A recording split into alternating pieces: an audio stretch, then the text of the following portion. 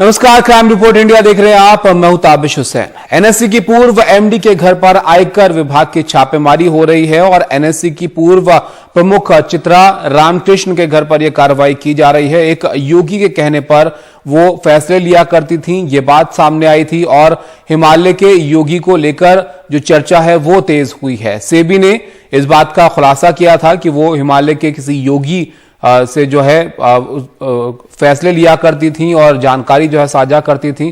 चित्रा की एनएससी में नियुक्ति पर को लेकर भी कई तरीके के सवाल जो हैं वो खड़े हुए हैं। सुनील हमारे सहयोगी हमारे साथ जुड़ गए हैं, ज्यादा जानकारी के लिए उनके पास चलते हैं।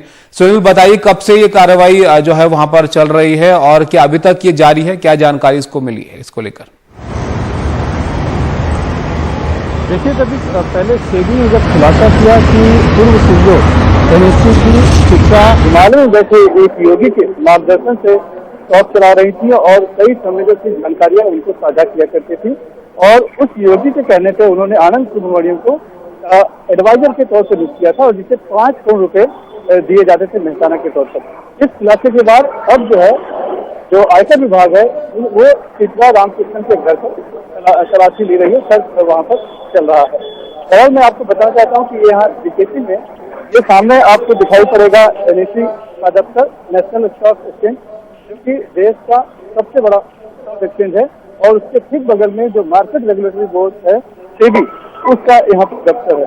इसी एनएससी में जो चित्रा रामकृष्णन है वो 2013 से 2017 तक सीईओ थी और उसी दौरान उन्होंने आनंद सुब्रमण्यम को एडवाइजर के तौर पर नियुक्त किया था और जो जानकारियां हैं निवेशकों से जुड़ी, उसकी एनएससी की पॉलिसी से जुड़ी, एसएनसी संगठनात्मक ढांचे से जुड़ी, वो उन्होंने साझा की थी। और बड़ी बात यह है कि ईमेल के जरिए उस बात को साझा की थी। अब हिमालय में बैठा कोई बाबा है, उसका बाजार से पहले तो क्या संबंध है और फिर उससे वो हिमालय में बैठा हुआ बाबा जो है कि वो ईमेल एक्सेस कर रहा है, ये एक बड़ी बात है अपने आप में। सब सवाल है दरअसल इस बात की अब जांच की जा रही है कि ये जो चित्रा रामकृष्ण ने जो सेबी को बताया है तो सिर्फ क्या किसी की पहचान छुपाने के लिए है, किसी और शख्स को वो जानकारी दे रही थी, लेकिन उसको गुमनाम रखने के लिए एक बाबा की कहानी गढ़ी गई है और एक बाबा बताया गया है। हालांकि उन्होंने दावा किया है कि वो बाबा बहुत ही आध्यात्मिक शक्ति थी और वो कहीं भी प्रकट हो सकते थे और लगभग 20 साल से वो उनका मार्गदर्शन लिया करती थी। तो इस सबकी अब छानबीन जो है सेबी ने तो अब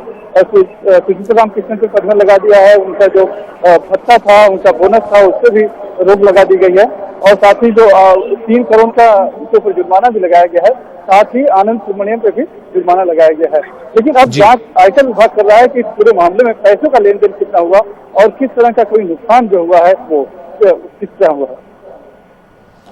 शुक्रिया सुनील जी आपका सब जानकारी के लिए। तो एनएससी की पूर्व प्रमुख चित्रा रामकृष्ण के घर पर आयकर जो है वो छापेमारी अब कर रहा है आयकर विभाग।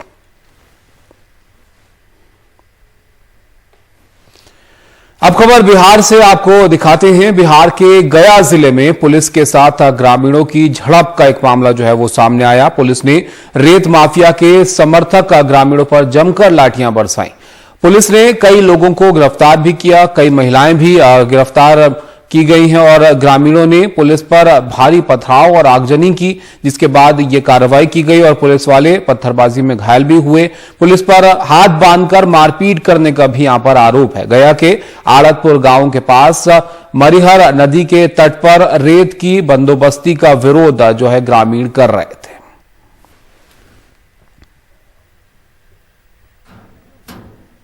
सर, महिलाओं के हाथ बांधे हुए वीडियो काफी तेजी से वायरल हो रहा है। नदी में बिठाया गया है। वहां पर हमारे पास महिला सिपाही भी थे, पुरुष सिपाही के साथ महिला सिपाही भी वहां पर थे। पुलिस पर हमला कर रहे हैं, प्रशासन पर हमला कर रहे हैं। तो जिन पर भी वहां पर जो हमला कर रहे हैं इसमें हमारे घायल हुए हैं 9 सिपाही घायल है। कुछ लोगों की सीरियस चोटें आई हैं जो कि इलाजरत हैं। तो जब भी पुलिस पर अगर कोई हमला करता है, पुलिस प्रशासन पर हमला करेगा, सरकारी कार्य में बाधा डालेगा तो कड़ी कार्रवाई की जाएगी।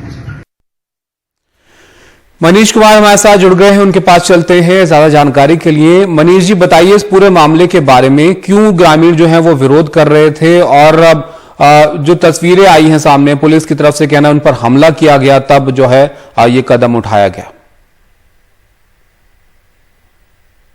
निश्चित रूप से पुलिस के जो अधिकारी हैं सिटी एसपी राकेश कुमार, उनके द्वारा जो सफाई दी गई है वो आंशिक रूप से सत्य है, लेकिन ये भी सत्य, इसके साथ साथ ये बात भी 100% सच है कि बिहार में जहां भी बालू पाया जाता है या बालू के घाट हैं, वहां पर जो अवैध उत्खनन का काम है वो काफी फलता फूलता कारोबार है और इस काम को वहां के स्थानीय प्रशासन और पुलिस की मिली भगत से ही अंजाम दिया जाता है। और यही एक कारण है कि बिहार में जब मुख्यमंत्री नीतीश कुमार ने इस मामले की, यानी इससे पहले उन्होंने बालू के अवैध धंधे के बारे में एक ईओडब्ल्यू से जांच कराया, तो अब तक जिन भी पुलिस या प्रशासनिक अधिकारियों के यहाँ छापे मारे गए वहां से करोड़ों की जब्ती हुई है। लेकिन गया की ये जो घटना है वो इसलिए चर्चा में नहीं है कि वहां पर बालू माफियाओं के खिलाफ कार्रवाई हो रही है, बल्कि जो स्थानीय ग्रामीण हैं जिनको माफियाओं ने एक तरह से लेबर के रूप में इस्तेमाल किया है या उनको काम देते हैं, उनको किस प्रकार से अपनी हिरासत में लेने के बाद में हाथ उनके बांधे हुए हैं, खासकर महिलाओं के। और इन महिलाओं का और जो पुरुष हैं स्थानीय ग्रामीणों का आरोप है कि पुलिस ने उनको हाथ बांधकर उनके ऊपर उनकी पिटाई की है, जिसके कारण पुलिस वाले अब जो है बचाव की मुद्रा में। उनका कहना है कि जो भी कानून तोड़ेगा उसके खिलाफ कार्रवाई की जाएगी। ताबिश। शुक्रिया मनीष जी आपका सब जानकारी के लिए। यहाँ रुकेंगे छोटे से ब्रेक के लिए, ब्रेक के बाद भी क्राइम रिपोर्ट इंडिया जारी है। दिसंबर 2021 में हरिद्वार में हुए धर्म सत्संग में हेट स्पीच देने वाले धार्मिक नेता यति नरसिंहन को जमानत मिल गई है। नरसिंहन के खिलाफ महिलाओं के ऊपर आपत्तिजनक बयान देने के मामले में भी एफआईआर दर्ज की गई थी और बाद में हरिद्वार के धर्म संसद में दिए गए नफरती बयान का मामला भी पुलिस ने इसमें जोड़ा था। आज नरसिंहन की रिहाई होनी है।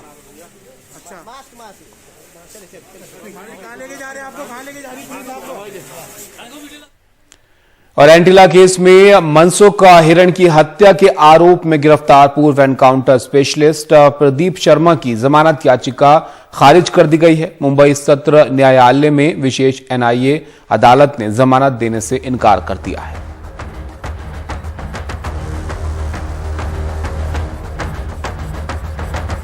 इसी के साथ क्राइम रिपोर्ट इंडिया में आज के लिए फिलहाल इतना ही। इजाजत दीजिए, नमस्कार।